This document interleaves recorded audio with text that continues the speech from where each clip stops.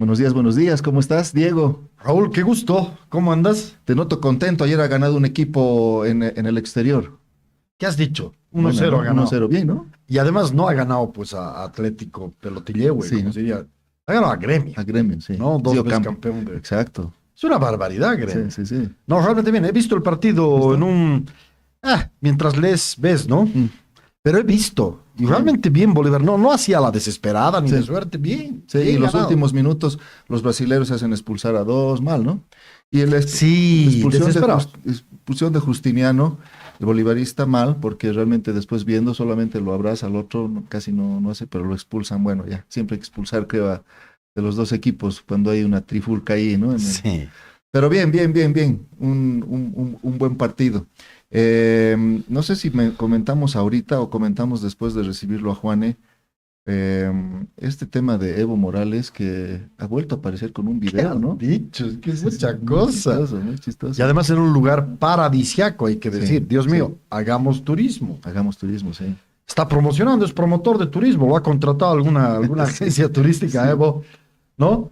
Si le ha dicho a Evo, no, tengo tres, cuatro denuncias contra Mm, mí. Creo que ya tengo además sentencia ejecutoriada para que me aprecien, pero no pasa no pasa nada. nada. Si Puedo. no hay gobierno, yo soy Claro, el gobierno, digamos, exacto. ¿no? Yo gobierno Ese acá, era su en mensaje. esta republiqueta llamada Chapare. No sé si podemos poner el video mientras Juane nos espera un ratito, porque es muy, no sé si ya podemos decir chistoso o qué es la palabra.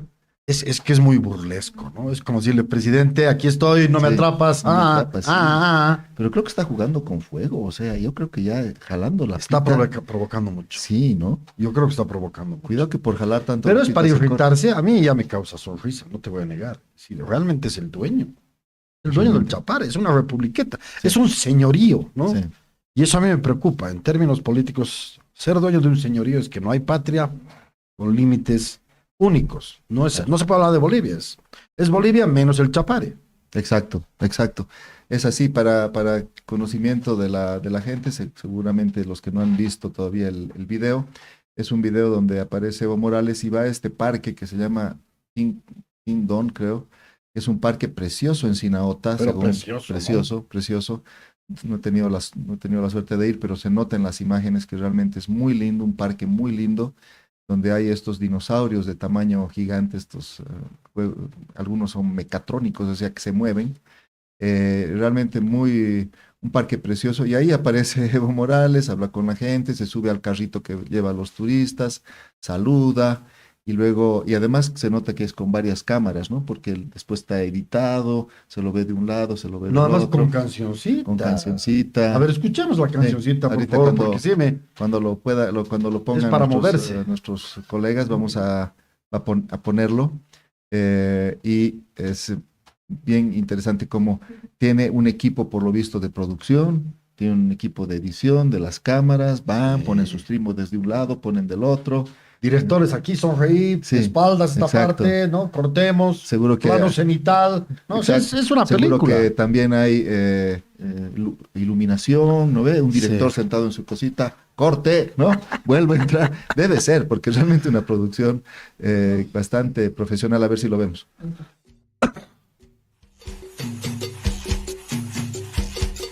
Selvas, ríos, Dinko. paraíso de mi nación, magia, ritmo, tapar en mi corazón.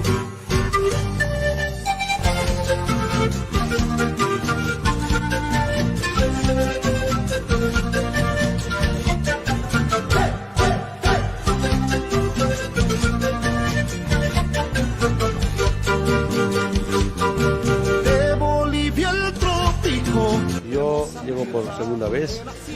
Primera vez vine con las delegaciones de Copa Evo del exterior. Me quedé impresionado, pero era más almuerzo, ver un poco, para ahora un paseado. Impresionante Y los dejas el emprendimiento de organizaciones, de ahí personalidades. está impresionante, ¿no? Mira a ver qué lindo ese parque. Realmente, y Evo Morales como nuevo, como no hay ministro de Culturas, no ve que no hay 3 semanas y después de la renuncia de la ministra Yáñez, Sí. 3 semanas sin ministerio, sin ministro, che. Eso también hay que hacer bueno. notar, ¿no? Pero ahí él ha debido decir entonces, Me la juego para ser me la ministro. juego para ser ministro, claro, como... Porque realmente aquí está mostrando las bellezas de Bolivia. Sí. Da para ministro. Yo, yo creo que sí, ¿no? Bueno, no sé, a mí me da pena ver esto, porque teníamos una ministra, quírase o no, Buena, seria, pues, seria, buena, una mujer seria, ¿no? Y que ahora el promotor del turismo en Bolivia sea Otrito, se llama Evo. ¿Qué Sí. tal? Porque seguro, yo no he visto todo el video, he tenido mis remilios, no he Ya. podido ver todo, pero seguro que le tira sus chichitas, es decir, come o no, siempre le dan unos platos gigantescos. No, en este caso... Esa panza no es gratuita, pues. Claro, exacto. No, ahí le ponen esta protección, habla con la gente, porque se pasa por ese puente colgante, que es un puente largo, y que parece que se necesita nomás una protección con esa especie de cuerda para que no te caigas. Y ahí se lo va a ver ahí está la cámara 1, después va a aparecer la cámara 2, lo toma ahí.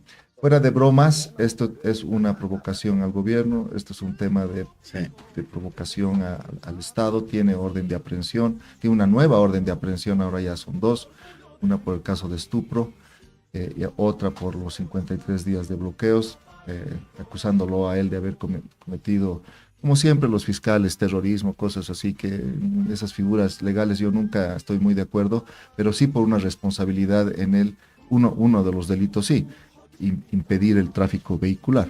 Entonces, bueno, veremos cómo reacciona el gobierno después de esto, pero Evo yo creo que también está acá en una posición en la que él también se pone en una situación vulnerable. A ver, atrápeme, carajo, está diciendo. Exacto. ¿No? Así de Exacto. liso. Mirando a la cámara, dice, a ver. Sí. Atrápame si puedes. Es Catch Me If You Can, ¿no? Con Leonardo DiCaprio. Exacto, Sí. eso es. Segunda parte. Segunda Con Evo parte, Morales. con De Evo Leonardo Morales. DiCaprio a Evo Morales. ¿Qué tal? Sí. Exactamente. Ahora, tal vez también Evo está sobredimensionando su imagen y su posibilidad, diciendo, a mí nunca me va a pasar nada, y no tiene un asesor que le diga, a ver, y nos mantenemos un poco con perfil bajo, pero por lo visto él está en una cosa desatada, ¿no? Desatada. Veremos cómo se evoluciona esto en los próximos días. Pero ¿no? puede estar tranquilo, ¿no? Mientras el gobierno siga metiendo a sus propios ministros y no a las autoridades que corresponden, puede estar tranquilo. Sí, ayer había eso, ¿no? Mientras Evo y estos están libres, se están metiendo a los Claro. ministros del gobierno. Bueno, ahora sí lo podemos tener a Juane. Gracias, Juane, por la paciencia, gracias por la espera. Sé que estabas ahí ansioso de entrar al programa. Te damos la bienvenida. Juan, qué gusto. Hola, Diego, sí, no sé si, bueno, yo nunca opino, pero Pero me opinas. cuidaría de los pantalones chupín del expresidente, ¿no? Es decir, desatado no creo, porque a eso estaba, más bien el botón estaba a punto de salirse por cualquier lado.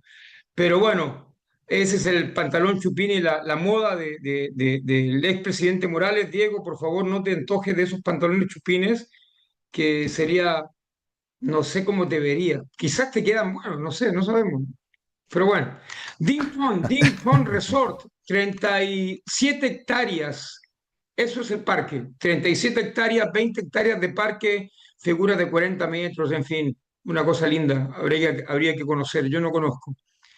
Vámonos con lo que es serio, con las notas, con los temas. A ver, ayer el presidente Rodrigo Paz, bueno, ayer publicó el diario amigo El Deber una entrevista extensa de varios temas con el presidente. Uno de ellos, que es importante, el 5 de agosto se va a reunir el presidente con los gobernadores de los 9 departamentos, o al menos eso está fijado en Sucre, en el marco de los actos por el 6 de agosto. ¿Y qué va a ocurrir aquí? El presidente espera en ese momento, en esa reunión, como que impulsar, relanzar el tema del diálogo entre las gobernaciones y el gobierno, con miras a impulsar el 50-50, uno de sus planes estrellas para cambiar la cara de Bolivia y impulsar medidas y acciones en contra del centralismo, que el presidente lo ha indicado más de alguna vez. Él lo ha sufrido en carne propia siendo autoridad local en Tarija, ¿no?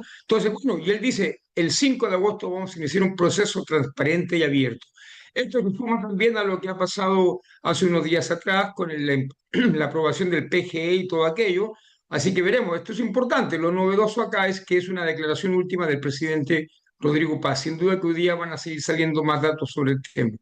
Otro tema preocupante, ola de violencia en Santa Cruz. No lo vean como un título amarillista. Eh, Acá nos quedamos cortos, nos faltó un muerto, 7 muertos en menos de 24 horas. En San Matías ha ocurrido que ayer hubo una balacera, 2 muertos, anteayer 4 muertos, pero además hubo 2 decapitados en Yapacaní.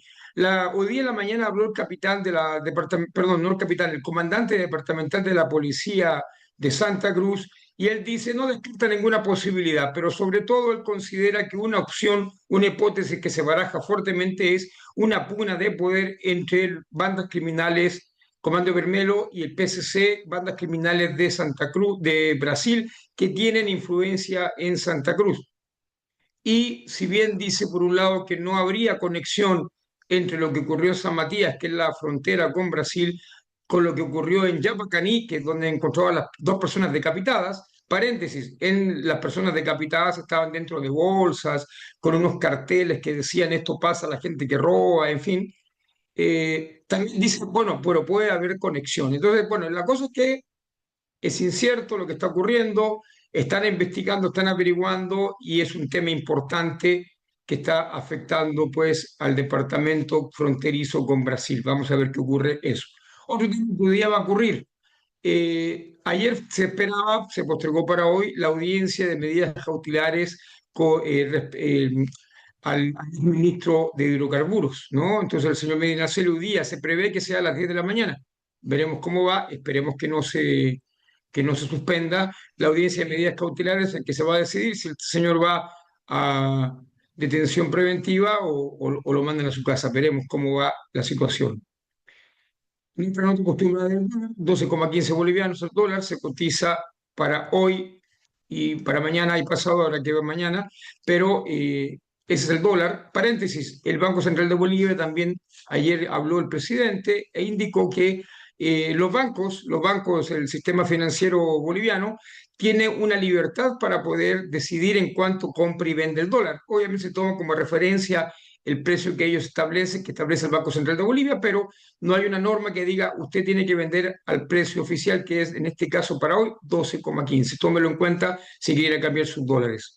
Y por último, mañana gran poder, ¿no? Desde las 7 de la mañana, 70 y pico grupos que van a entrar, 75, 74, 75, si no me equivoco, fraternidades, que empiezan tempranito y terminan pasada la medianoche, madrugada. La alcaldía promete un espectáculo importante, mucha seguridad, mucho control, pero no vaya por el centro si no quiere pasar un dolor de cabeza, pero si quiere disfrutar del folclore, pues vaya mañana desde tempranito va a estar el folclore y el gran poder en el centro de La Paz. Esos son los temas, cuando son las 9:18 de esta mañana de este viernes, último día del mes, se fue julio. Se nos fue julio y los memes siguen con los últimos memes de julio. Juane, qué preocupante este tema de la violencia en Santa Cruz, en el departamento de Santa Cruz. Al final, ¿cuántos muertos tendríamos si se incluye a los decapitados? Esa parte no la entendí bien. Bien, son 7 muertos, 7 muertos. Son 2 primero en San Matías, otros 4 en San Matías también, serían 6 con un policía. Pero si sacamos al policía serían 7 muertos violentos, ¿no? Y que ajuste de cuentas. Si incluimos al policía, no porque sea policía, no murió, no estoy queriendo decir eso, sino me refiero al tema de la violencia contra, ¿no? Algunos presuntos implicados en hechos de narcotráfico, 7, pero con el policía más 8. Realmente en tan pocos días, 8 muertos violentos, es algo que debería preocuparnos, estos ajustes de cuentas entre bandas, ¿no? Cuando la violencia, digamos, se circunscribe a las bandas, obviamente es preocupante, pero menos preocupante que cuando contamina al resto de la sociedad. Y ahí ojalá que no estemos cerca de eso, como en Ecuador, también hay en Perú este tema de la vacuna, ¿no? Lo que tengo que cobrarte, si tienes un gran, enorme y bonito hotel, $10,000 al mes, ¿no? De Claro, chantaje, ¿no? claro. Y si tienes una pequeña... Impuesto oculto, ¿no? Impuesto oculto. Y si tienes una pequeña tiendita, 100 bolivianos. Sí. Pero igual.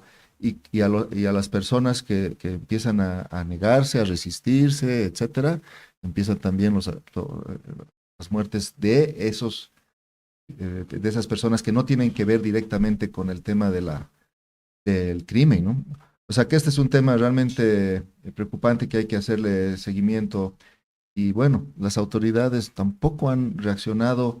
Eso te pregunto, Juane, o ha habido una explicación más o menos intensa, activa de esta situación. Bien que me lo aclares, o que me comentas esto y me preguntas esto. Hoy en la mañana habló el comandante del departamental de la Policía de Santa Cruz. Ahorita la colega que está haciendo la nota me acaba de aclarar. Mil disculpas, 7 muertos más los decapitados, más el policía. 7 muertos. Ese es el último dato que dio el comandante departamental de la Policía de Santa Cruz. Lo que les comentaba recién, el comandante no descarta absolutamente nada. Por un lado le preguntan, ¿quiénes son los que están detrás? Y él dice, bueno, podría ser ajuste de cuentas o pugnas de poder entre estas dos bandas de criminales, pero también pueden ser otros sectores. Luego, cuando le preguntan qué pasa si hay conexión entre lo que ocurrió en San Matías con lo que ocurrió en Yapacaní, él dice sí, pero también puede ser que no. Entonces, bueno, no se trata de evaluar el conocimiento de lo que está ocurriendo de la policía, tomando en cuenta que recién acaban de ocurrir, pero es como que si no llueve, no está lloviendo, si sales te mojas, ¿no? Es lógico, ¿no? Si no hace frío, hace calor, es decir, como que blanco o negro, es decir, no responden, pero porque están en investigación, ¿no? Bueno, ojalá que en estos próximos días ya se pueda tener más información de esto, pero hemos estado, y yo personalmente siempre señalo, sí, tenemos estos problemas, pero estamos muy lejos de Ecuador, donde han habido nosotros tenemos, antes teníamos unos 20 al año, con este ritmo tal vez ya tengamos 30 al año, pero no, en Ecuador son 3,000, no sé qué, ¿no? Sí, pero en Ecuador también había un momento en el que habían 30 al año, y después pasaron a la tragedia que tienen ahora. Entonces, más nos vale... De 9 a 47. Esa es la idea, ¿no? Se han sextuplicado, ¿cómo se dice?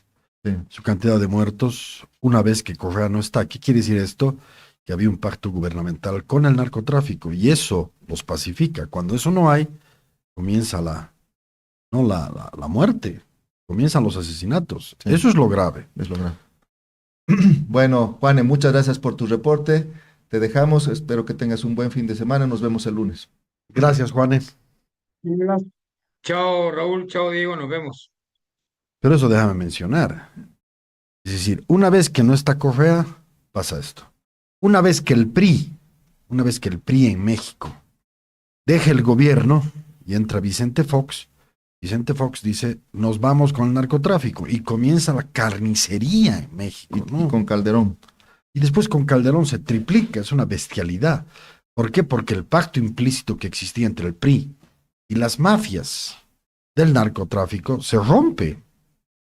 Ese es el riesgo. Evo Morales, quieras o no, y el gobierno del MAS, tenía un pacto implícito con el narcotráfico, con sectores de esta burguesía cocalera.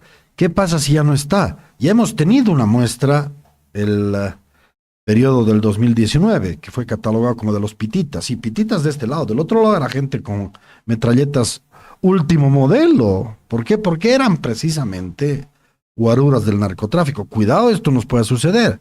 Teóricamente podría suceder. Ya no tienen el respaldo institucional estatal. Sí, es verdad.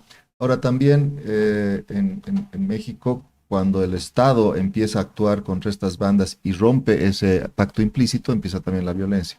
Por lo tanto, entre pacto implícito y que el Estado actúe, prefiero pacto implícito. Porque de lo contrario tenemos una es fuerte masacre. lo que estás diciendo, porque es permitir la convivencia con el narcotráfico. Ahorita igual se permite, solamente que con 30,000 muertos al año. Igual existe, solamente que con muertos. Yo creo que es largo el debate. Ahorita me costaría contestarte, pero vale la pena que lo tengamos y con Sí. algún experto. Sí. Vos sabes que yo ando anotando los expertos Sí. y no es que precisamente los invitemos. Yo anoto, pero en todo Sí, caso. está bien.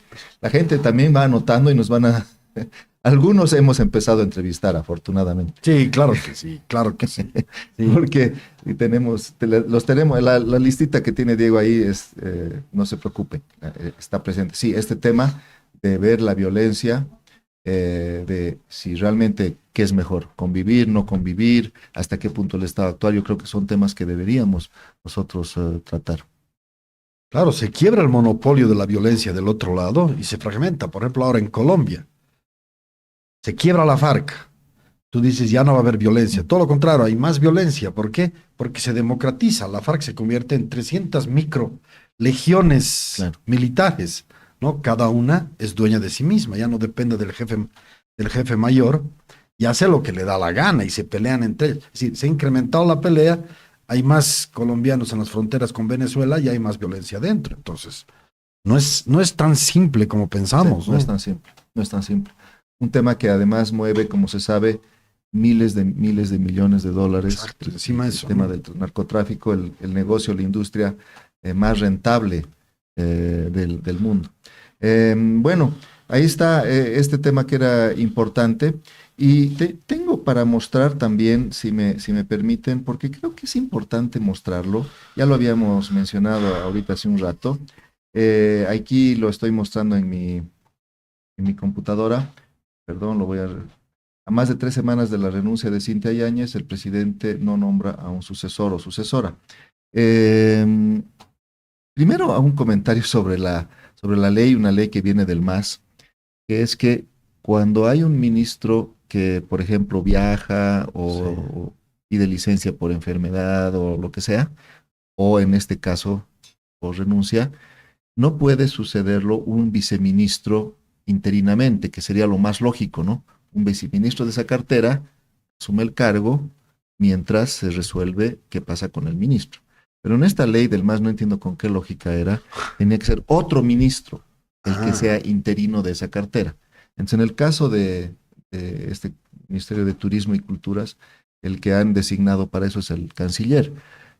Pero el canciller obviamente está con toda su agenda que es pesadísima, como para estar además encargándose de otro ministerio, ¿no es cierto? Entonces, primero ese tema. Y segundo, un tema que también creo que es importante, que el presidente toma muchos días en tomar decisiones, ¿no? Ese es el tema de fondo. Mm. Sasa Aramayo lo ha puesto, como viaja mucho, tiene una agenda turística bastante, ¿no? Grande, amplia. Entonces, ¿quién es el ministro de Turismo? Todos lo han mirado a Aramayo, es bastante probable esto, ¿no? Pero en realidad es obvio que no está haciendo nada. Y es obvio que el presidente, grave, ¿no? Yo Sí, creo ¿cómo que habrá sí, sido? yo creo que sí, porque realmente tenemos que realmente asumir esto como una responsabilidad. Nos hacen una seña, no sé si ya está nuestra entrevistada, pero teníamos que ir a un corte, pero igual aceptamos, la admitimos a Claudia. Claudia, gracias por participar del programa. Ahí tenemos a Claudia Cárdenas, directora de Trendsetter. Hola, ¿cómo estás, Diego? Raúl, perdón. Estábamos justo dando las palabras de inauguración para el Conversabor acá en el Chiquiago Barca con estudiantes de todo el país que han llegado para escuchar a los 26 mejores chefs que están ya empezando a dar las charlas aquí en Conversabor, un espacio netamente para hablar de gastronomía boliviana. Gracias por hacer este esfuerzo. Justo habíamos quedado en la entrevista sin percatarnos de que tal vez justo coincidía con esto que tenías que tú dar las palabras inaugurales. Hemos visto que son, podrían estar hasta 800 estudiantes de cocina en estos cursos, en esta capacitación. Exacto. Lo lindo es que no solo son estudiantes, son gestores y son también emprendedores. Ahorita me acabo de encontrar con la gente del Café Épico, está también la gente de Luba. Hay varios emprendedores y emprendimientos que han venido porque el contenido y la curaduría que ha estado a la cabeza de Marcia Taja nos ha permitido hacer un viaje por todo lo que forma parte de la industria gastronómica, ¿no? Desde cómo asegurar tu cafetería o tu restaurante, cómo ponerle el nombre, el tema de creatividad, de propiedad intelectual. La verdad que lo difícil ha sido sacar temas, porque es muy enriquecedor contar con la mirada y la visión de Marcia, que tiene 15 años de experiencia, pese a lo joven que es, tiene 15 años de experiencia, ha estado de los 10 años a cargo de Gusto. Entonces creo que cuando hemos empezado a elegir los temas, hemos visto que no solo se tenía que contar las historias de los chefs exitosos, sino también aportar con contenido desde qué necesita un negocio gastronómico o un estudiante que sueña con convertirse en una Marcia Taja o en una Valentina Arteaga. ¿Qué condiciones, qué debería yo cumplir? ¿Cambiar mi visión, mi discurso? O por ahí yo tengo todo, pero no me animo, ¿no? Entonces, de eso se trata. Es una jornada muy enriquecedora. Justo ahorita también está dando las palabras el Viceministerio de Educación Superior, que forma parte de nuestro programa y también está obviamente apoyado por el Viceministerio de Gastronomía. Claudia, eres una tradición de la paseñidad. A mí me gusta admirarte y lo hago sin tapujos, ¿no? Hace años vienes realizando tu famoso cardenazo y sí, eres una institución además de una persona. Así que nadie mejor que tú para llevar adelante este emprendimiento. Me parece sensacional teniendo en cuenta que la gastronomía, el 2026 o 2025, le ha dado al país 2,7 puntos. Es decir, es algo que está creciendo tremendamente. Hay 97,000 restaurantes que congregan a 200,000 empleados e indirectamente con transporte gremialista, casi 2 millones de bolivianos. Es una actividad que tiene que ser institucionalizada, ¿no? No es una cuestión de 2 cocineras o 2 cocineros. Es una cosa que amerita este tipo de eventos que estás llevando adelante. Nadie mejor que tú. Así que me alegro muchísimo de verte y de que estés impulsando esto, ¿no? Así es, Diego, me encanta que hayas dado la data tan precisa porque a veces pensamos que era tu prima que le gustaba la cocina, ¿no? Y no estamos viendo los millones que está gestionando el Perú por turismo gastronómico. De hecho, ni cuando declararon que Machu Picchu era una de las 7 maravillas del mundo, generó tanto turismo como la comida, que hace que asiáticos, europeos, gente, todo el mundo vaya a sacar su foto con Gastón Acurio, con el plato de Central, que es lo que nosotros un poco queremos emular, aprovechando que vivimos un momento de sobreinformación con las redes sociales, con todo. No nos va a costar tanto en teoría como los 20 años que le ha costado al Perú, porque además tenemos pisos ecológicos y una despensa de las más grandes del mundo. Tenemos el parque más biodiverso del planeta aquí en La Paz, al norte, en Madrid. Entonces, realmente no estamos viendo las cifras que acabas de mencionar, no las estamos tomando de una manera seria, no las estamos proyectando para decir, oye, este no es un encuentro donde van a estar los chefs y cocineros y voy a comer rico. Este es un proyecto de largo aliento que quiere visibilizar a Bolivia ante el mundo o continuar, no nos vamos a adjudicar todo el crédito. Ahí hay una generación que lo viene haciendo desde hace como 5 o 6 años, ganando premios, ocupando primeros lugares. Queremos sumarnos a ese esfuerzo, sentando las bases de una industria gastronómica seria para que podamos proyectar a Bolivia como un destino gastronómico y turístico a nivel mundial. Y estamos súper felices de que por primera vez en la historia del país tengamos un viceministerio. Esas imágenes que estamos mostrando corresponden a la conferencia de prensa que por primera vez se ha lanzado en un área del sector público como es el Ministerio de Turismo Sostenible, Gastronomía y Folclore, que básicamente ha sido el Viceministerio de Gastronomía. Y el día de mañana en Quinta Esencia, que va a ser en Ledón, hemos elegido Ledón por la espectacular vista que tiene de casi 360 grados de la ciudad de La Paz y en la zona sur a 4 minutos de la calle 21, pero además vamos a tener ahí la presencia de la alcaldía y la gobernación, porque algo que tú también decías, Diego, es toda la cadena de valor que forma parte de la industria gastronómica y no podía estar afuera el productor, el que tanto decía, ¿no? Con los 53 días, La Paz solo produce el 33%. Yo no sé de dónde han sacado esa cifra, porque La Paz tiene una cantidad de suelos ecológicos y mañana justamente nos va a acompañar el gobernador para explicar la cantidad de productos únicos que tiene nuestra región. Entonces, más allá que, porque yo soy medio peleona, ¿no? Entonces, más allá de querer discutir, es con data y con cifras que ya dicen, dato mata relato. Entonces, vamos a conocer cómo tenemos una gran variedad en nuestras cocinas y en nuestras despensas y en nuestros productores, que somos ricos en Bolivia, sin darnos cuenta. Exactamente. Gracias, Claudia. Tenemos que ir a un corte, pero te agradecemos mucho por la presencia en el programa. Vamos a seguir hablando de este tema. Qué importante lo que haces, ayudar a que la gastronomía boliviana sea primero de interés internacional, poco a poco lo está haciendo, y luego sea el núcleo de una nueva política sobre turismo. Qué importante que diversifiquemos nuestra economía mediante esta vía. Te agradecemos la presencia por la presencia en el programa y sabemos que todavía tú sigues en tu evento, así que te dejamos ir. Gracias, Claudia. Claudia, qué Gracias a gusto. ustedes. Los espero mañana para comer rico. Nos vemos en Quinta Esencia. Sí, Nos seguro. vemos, claro que sí. Ahí Chao, estamos. Diego. Gracias. Chao, Raúl. Gracias. Ahí está. Después del corte, ahorita viene el corte, vamos a tener a Mauricio Sousa, que es un literato, pero también crítico de cine. ¿Y para hablar de qué? ¿Por qué hay colas en Irpavi? ¿Por qué hay colas acá en la Avenida Arce en el Multicine? Y seguramente en las ciudades en las que ustedes nos ve, en todo el mundo, pueden haber colas en los cines, porque hay una película, La Odisea. Ahorita vamos a hablar de eso. Espérenos, ahorita volvemos.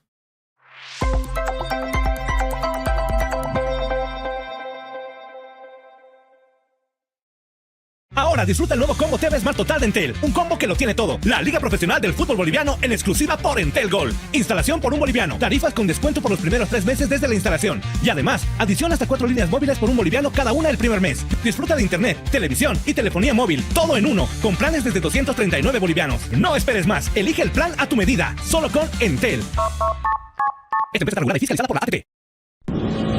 Esta es la historia de un banco que se hizo grande gracias a su gente. Es la historia de Don Julio, que cada mañana convierte esfuerzo en trabajo. De Teresa, que todos los días apuesta por un mañana mejor. De Juan, que no descansa para que la gente avance. De Doña María, que cocina con las manos y sueña con el corazón. De Pedro y Alicia, que encontraron el lugar donde empieza su historia. Es la historia de Doña Naira, que convirtió constancia en oportunidades. De Ernesto, que sabe que cada semilla es futuro. Es la historia de los que hacen, creen y sueñan. Esta es la historia de un banco que hace 35 años crece junto a su gente. Banco Económico, el banco de nuestra gente. Esta entidad es supervisada por ASFI.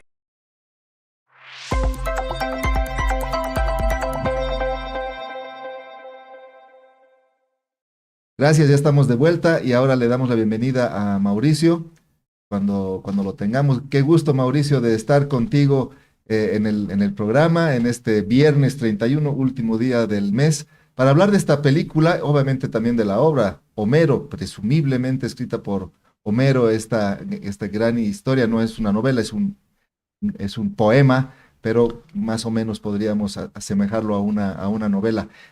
Mauricio, antes de hablar de la película, de esta última, te propongo que veamos clips de películas anteriores que también han adaptado al cine. Tenemos una que es la del 54, que seguramente tú conoces, dirigida por Mario Camerini y con actuación de Kirk Douglas como Ulises y Anthony Quinn como Antino.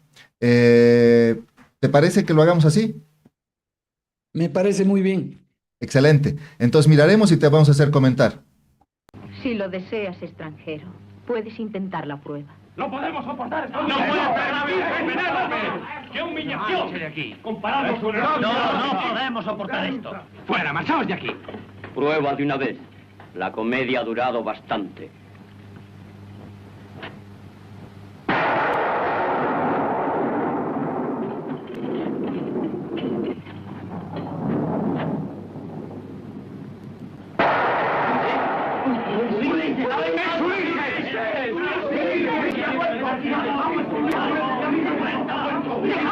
¡Poned a la reina a salvo! ¡Ha llegado Ulises! ¡Cerrad la puerta! ¡Padre! ¡Vigila la otra puerta! ¡Antino! Tú fuiste el primero entre ellos. Gracias, y ahora lo tenemos a Mauricio de vuelta para que nos comente esta película y nos diga, Mauricio, ¿esta es la primera versión para cine que tú sepas? No, hay versiones anteriores, sobre todo hay versiones en la época del cine silente, en las primeras décadas del cine, sobre todo los italianos, que en esa época tienen una tendencia a hacer películas operáticas, ¿no? Muy influidos por su propia tradición en la construcción de set, etcétera. Y claro, de esa época data la que se considera una de 1910, es una producción múltiple, data una de las varias versiones silentes que hay de la Odisea, en su totalidad o en fragmentos, ¿no? Porque es un relato este de aventuras, ¿no? Una serie de aventuras que el mismo Odiseo narra. Entonces, se presta mucho precisamente a puestas en escena con efectos especiales, con sets, con la construcción de monstruos, etcétera. Entonces, no es raro que desde un principio en la historia del cine haya habido intentos de adaptar esta obra. Pero luego, ya con el cine sonoro y el cine en color, etcétera, la que has mostrado, el fragmento de la película del 54 o 53 que has mostrado es una de las adaptaciones más famosas, si no la más famosa, en una larga serie de adaptaciones más bien desafortunadas, ¿no? Del poema épico, de esta especie de novela antigua, desafortunadas porque un poco se concentran precisamente en esa parte de aventuras, que no está mal, son muy divertidas y no es casual que en muchos lugares, y eso incluye Bolivia, hasta hace 2 décadas atrás, la Odisea era una lectura de colegio, se leía en colegio porque se supone que ese género, un género en el que suceden muchas cosas visibles, espectaculares, misteriosas en algunos casos, es adecuado precisamente para un lector juvenil. Exactamente, ¿no? Es que es como es una historia que pasan tantas cosas, realmente, como tú dices, es muy fácil para que se haya convertido en una parte importante de la cultura popular. La palabra odisea, he sufrido una odisea, he ido a impuestos y he tenido una odisea, he pasado cosas, ¿no? Claro, El tema se usa, ya un poco ha perdido su conexión incluso con el poema, ¿no? Es una Exactamente. odisea, se dice, de cualquier aventura con muchas vicisitudes, ¿no? Exacto. Se usa en política también, ¿no? El famoso programa de Pañi en Argentina, por ejemplo, es Odisea Argentina, ¿no? Y hablan solo de política. Exacto. Pero es Es esa así. idea, ¿no? De una aventura, pero una aventura accidentada, ¿no? Exactamente. A ver, Hacia veremos el un, regreso a casa, además, ¿no? y además regreso a casa. ¿Y cómo está eso metido en la parte, en la psiquis de los humanos? Estoy lejos de casa, tengo que volver a casa. Por eso es que es tan impactante esto. Pero veamos otro fragmentito. La Odisea 2, es una miniserie de 2 capítulos de Andrei Konchalovsky, este ruso que primero creo que hizo películas importantes en la Unión Soviética. Luego terminó en Hollywood. Veremos a ver un pedacito de esta otra.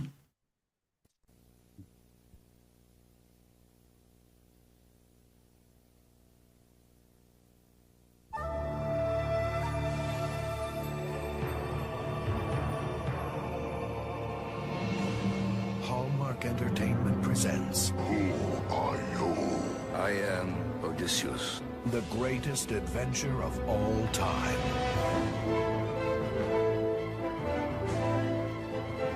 You must make this journey. Set the sails! An epic voyage into worlds beyond imagining. You don't recognize me? An incredible story of wonders beyond belief. All the secrets of the world. I see now you believe. A movie event unlike any you have ever seen before. Me, Odysseus! I conquered Troy! The Odyssey.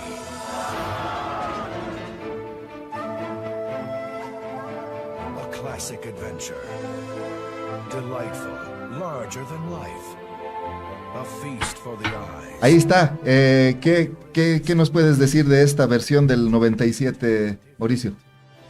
Bueno, esta es una miniserie, en realidad. En esa dirección es un poquito más interesante porque como dura más, entonces tiene más tiempo para serle fiel al poema, es decir, no resumir, no saltarse, ¿no? Lo que sucede en general con las adaptaciones, ¿no? Estrictamente hablando, una película, así sea de 3 horas, en realidad cubre literariamente lo que cubre un cuento, ¿no?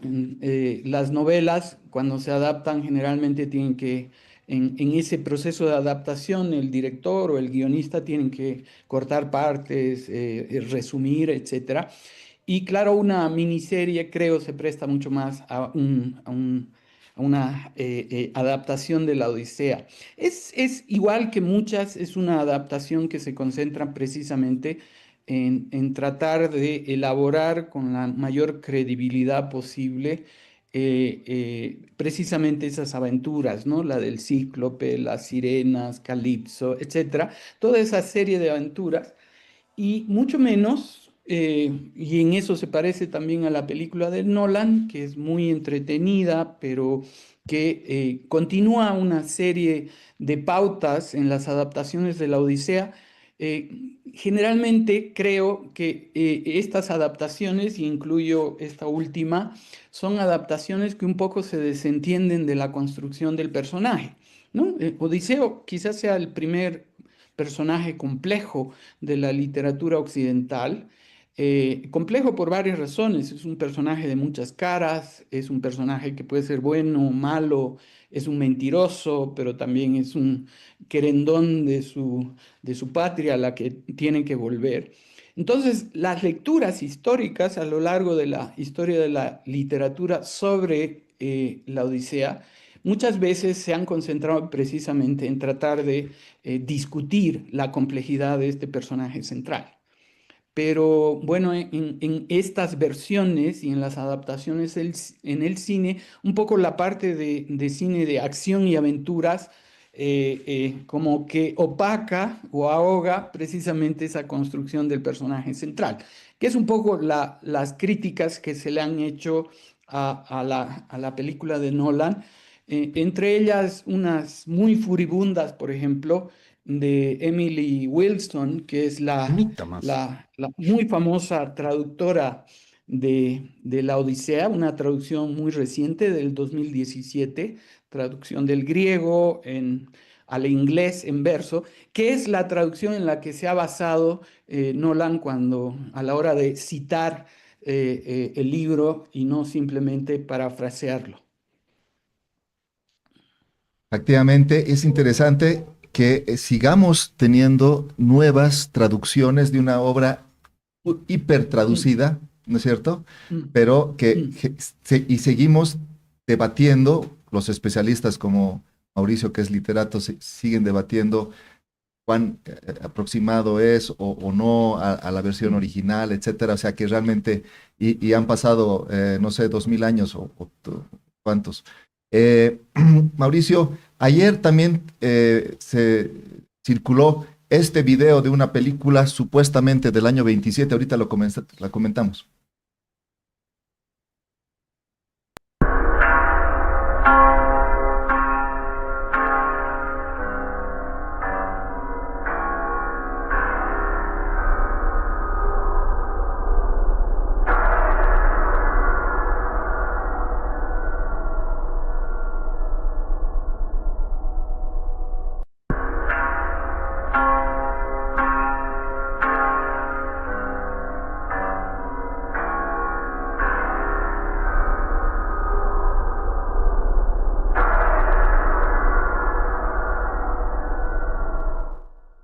Revuelo, creo, ayer y anteayer respecto de esta película, ¿no?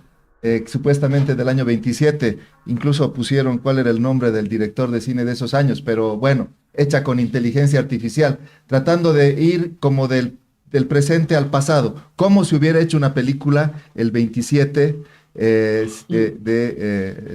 la Odisea. Como experimento me parecía interesante, obviamente mucha gente cayó en las redes rápidamente, uy, pero qué bonita, sí, esta es la que más me ha impactado. Siempre hay gente que trata de ufanarse de cosas que no son. ¿Cómo ves tú esta experimentación con la inteligencia artificial para imaginarnos un cine de la década del 20?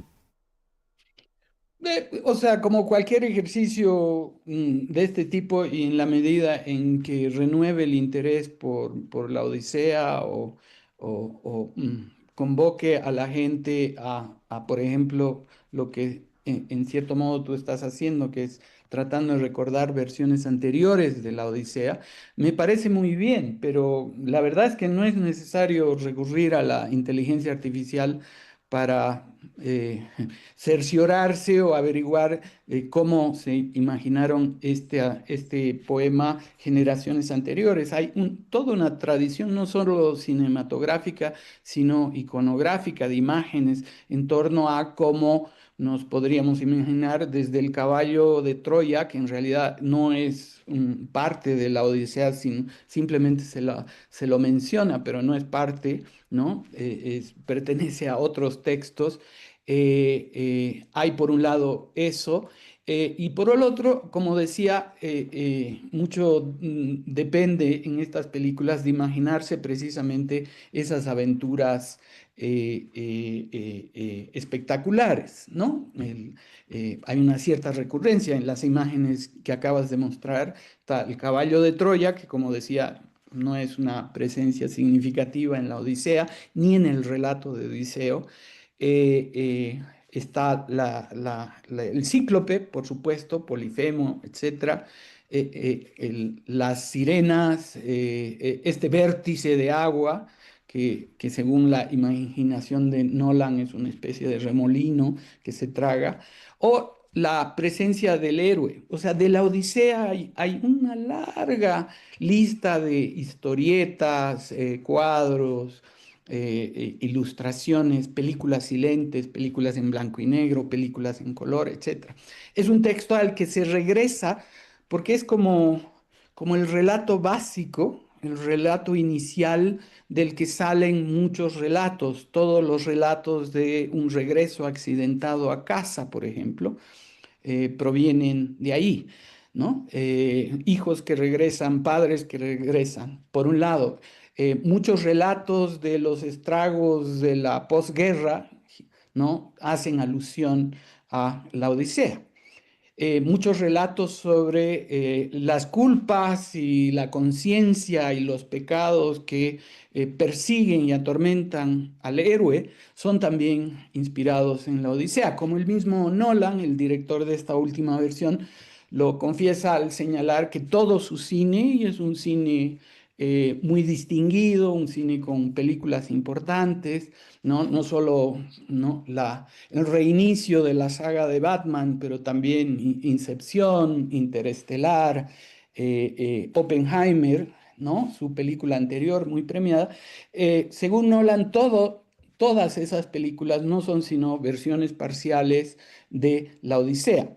Esto es un poco como en el caso de Guillermo del Toro, que luego de presentar el año pasado su versión de Frankenstein, otro clásico de la literatura, dijo que todo su cine anterior conducía a la realización de esa obra mayor.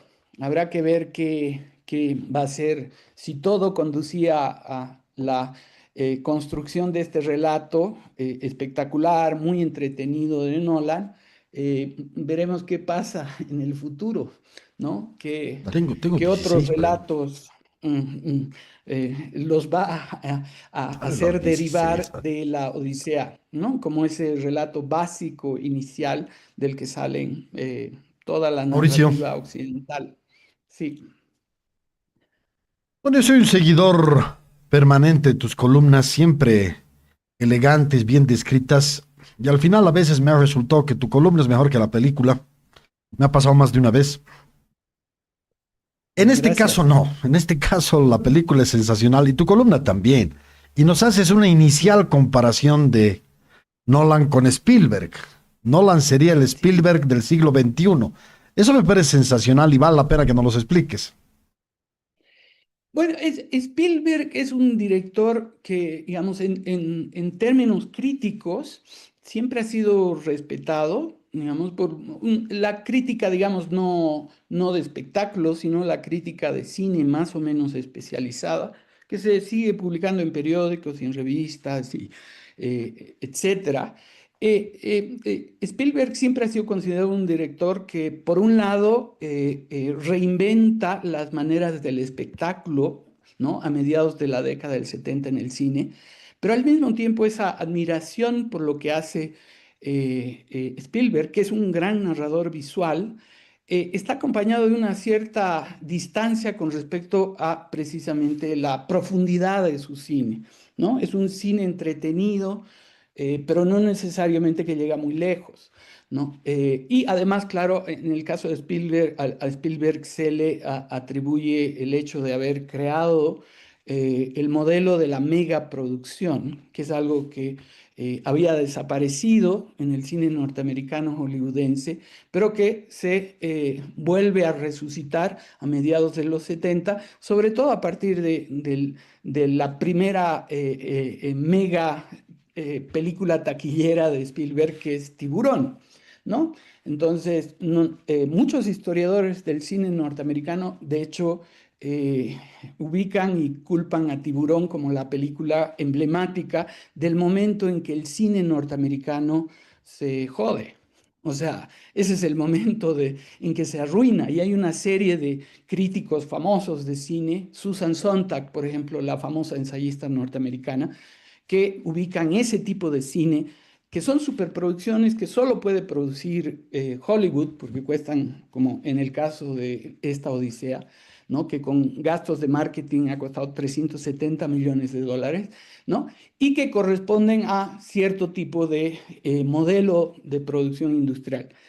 Spielberg y Nolan se parece en que hacen superproducciones, pero superproducciones muy bien construidas, ¿no? Relatos muy entretenidos y en algunos casos películas que con cierta justicia van a pasar a la historia del cine como hechos significativos en términos del desarrollo del arte, del séptimo arte, ¿no? Lo que se llamaba antes el séptimo arte.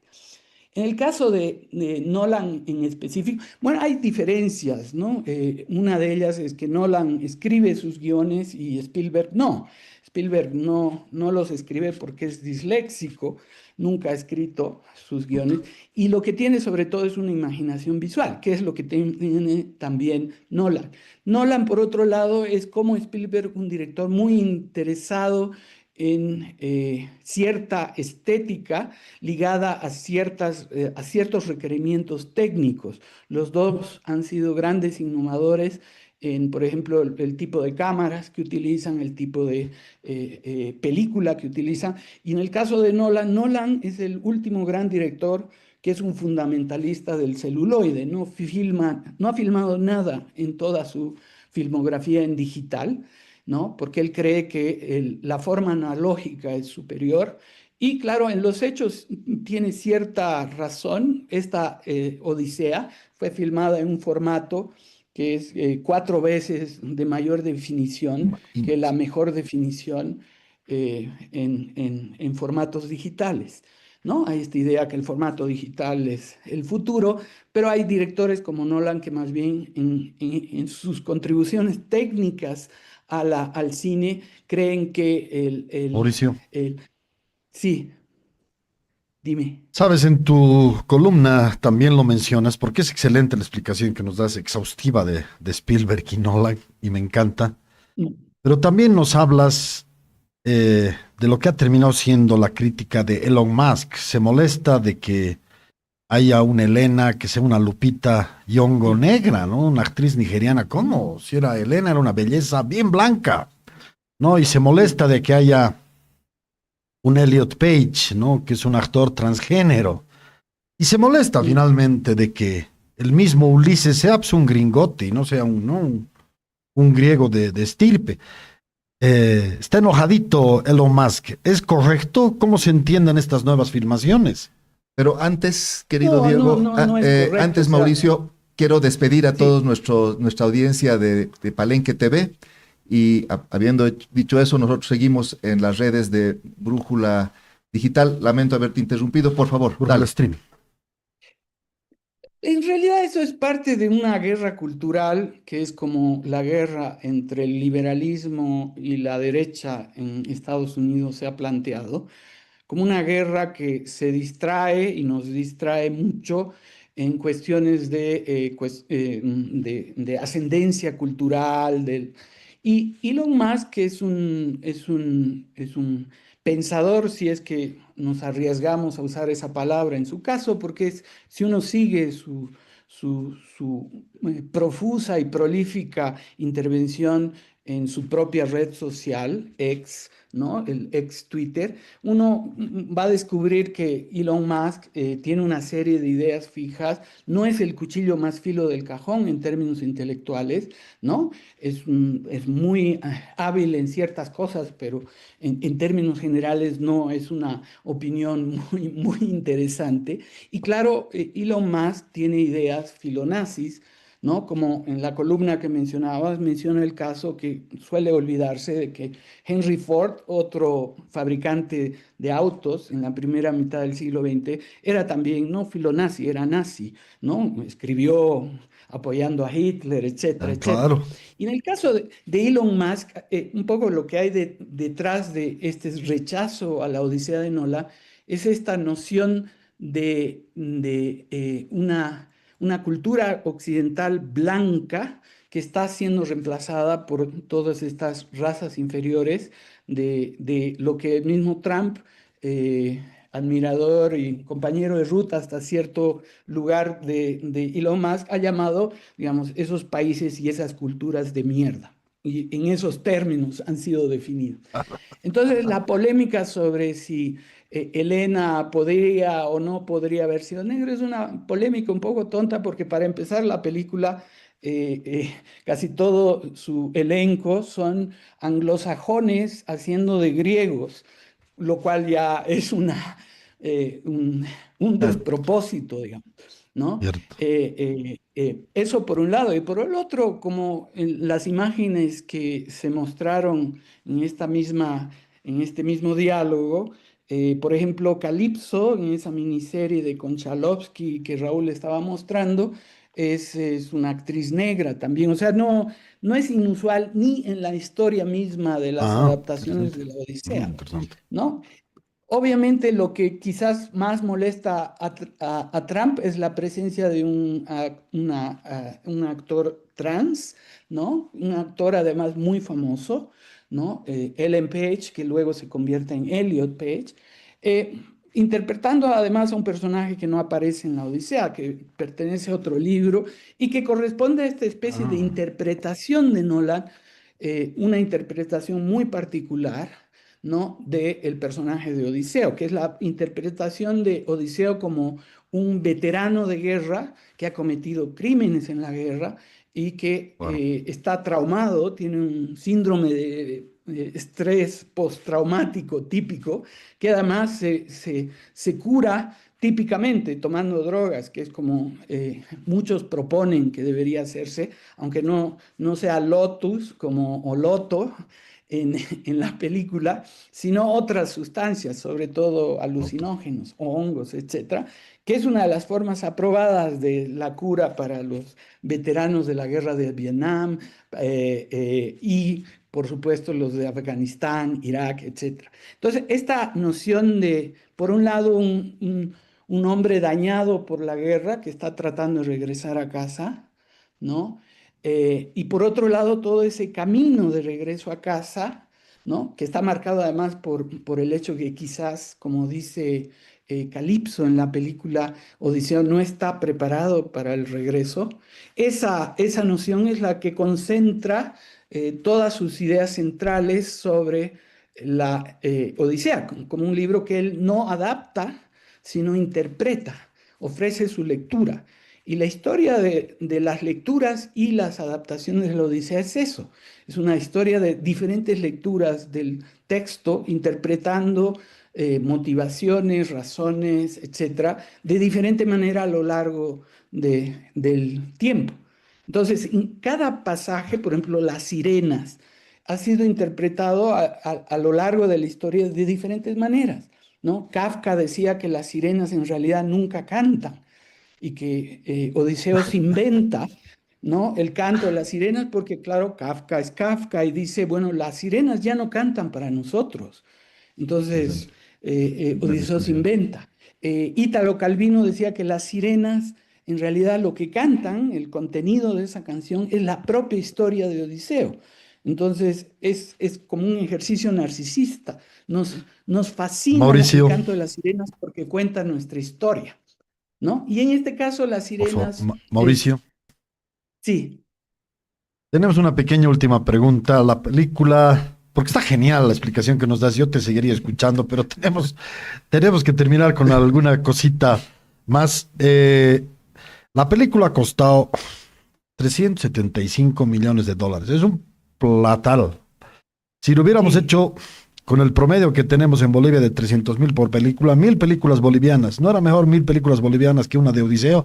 Sí, pregunto esto un poquito tratando de mostrar el estado en que está nuestro cine, ¿no? Poco postergado, no digo mal. Sí, con las superproducciones, incluso en Hollywood, ese es el dilema, ¿no? Es decir, la pregunta es si es necesario impulsar un cine, ¿no? Que tiende más bien a la concentración, ¿no? A pocas películas que son muy costosas, pocas películas que monopolizan las salas en todo el mundo, ¿no? Hay casos exitosos como este de la Odisea, que monopolizan con muchas buenas razones y las salas de todo el mundo, esas colas que mencionabas en el Megacenter, en el multicine. Pero también, claro, hay la pregunta de muchísimas películas que son también muy costosas, que son una desgracia, son un bodrio, ¿no? Entonces, esto crea un modelo que es un modelo casi de lotería, de azar, de especulación en la bolsa, ¿no? De apostar cientos de millones de dólares por películas que a veces funcionan y a veces no funcionan. Y eso, por supuesto, tiene una serie de consecuencias, ¿no? La libertad que tiene un director de dirigir una película que cuesta casi 400 millones de dólares se reduce muchísimo, porque nadie arriesga esa cantidad de dinero para, por ejemplo, ofrecer una narrativa que ofrezca dificultades o ambigüedades que no le gustan al público, etc. Todas estas películas, tarde o temprano, terminan en focus groups, en grupos cambian los finales, cambian los personajes, etcétera, etcétera. Son pocos los directores, y Nolan no es uno de esos, tampoco es Scorsese, que tienen una total libertad con esas cantidades de dinero. Entonces hay una cuestión también de modelo estético, de qué se puede narrar y qué tipo de cine se puede hacer cuando, digamos, hay corporaciones, ¿no?, a las que les debo una cantidad inmensa de dinero. Entonces, sí, y nadie se recupera de un fracaso taquillero de una película que cuesta 370 millones de dólares. Esa es la otra parte. Nadie se recupera de eso. Y hay una serie de casos históricos de directores que han concluido, cerrado su carrera porque han dirigido algo muy costoso que no ha funcionado en taquilla.